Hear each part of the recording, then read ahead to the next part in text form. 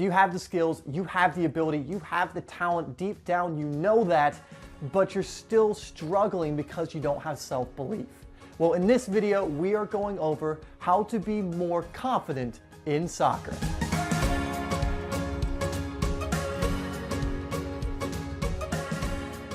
What's up, guys? It's Dave here from SimplySoccer, where we're helping you to improve your game and stand out on the pitch. And on this channel, we release daily soccer tip, technique, and training videos, all designed to help you do just that. So if you haven't already, hit that subscribe button and that bell icon so you don't miss any videos that we do. Now, in today's video, I want to give you some tips and some strategies on how you can be a more confident player, because let's face it, you can have all the skills in the world, you can be the most talented player in the world, but if you don't believe in yourself and you don't have confidence in your game, you're going to struggle for consistency and you're going to struggle to improve. So the first thing you can do is the obvious one, and it's become more competent, become more skilled. There's something called the competent confidence infinity loop, and if you look that up, essentially it means the more competent you become, the more confident you'll become in whatever that skill is. So for example, if you're lacking confidence in a certain area of your game, by simply practicing that area consistently, you will develop more confidence.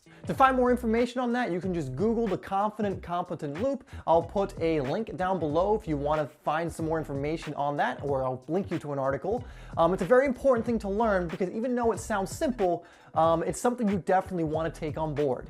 Now, number two is something that doesn't just apply to soccer, but it's going to help you with your confidence overall, and it's to follow through on things. When you say you're going to do something, make sure you do it, because not only are you not doing the thing you said you would do, meaning you didn't accomplish something, you're training yourself and creating the habit of not following through on things, which does hurt your confidence. So for example, if you schedule certain trainings and you miss them all the time, if you miss meals you said you would do, and all this stuff, it's going to affect your confidence. A great way to start building this up is start off small. Start by committing to practice like 10 minutes a day. That's something that's easy to follow through on. And as you start following through on that every single day, your confidence will increase as you build momentum.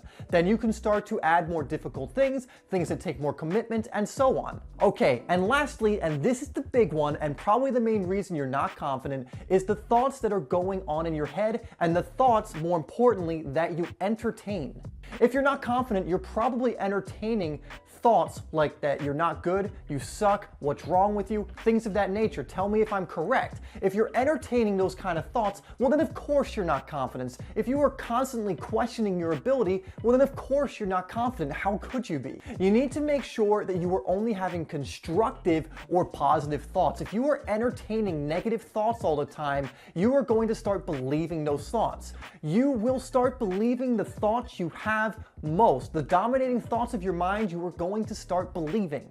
Now, this is actually good news, because this means you could actually change your confidence just by changing your thoughts and being persistent with that. So if you have thoughts like I suck, I can't get better, what's wrong with you, why did I make that mistake, obviously it's going to be hard to become confident. So what I want you to do is, when you catch yourself making these thoughts, I want you to change them to something more constructive or positive. For example, you may make a mistake and say to yourself, I suck. You can change that to something constructive, like, no, you don't suck, you've just made a mistake, everyone makes mistakes, and we will work on getting better at that. That's a constructive thought. I also find that people who think so negatively don't take any time to give themselves praise. So maybe they do something good and they don't actually give themselves a compliment or a positive reinforcing thought. So when you do something good, make sure you take a second and go, that was a good pass, good job.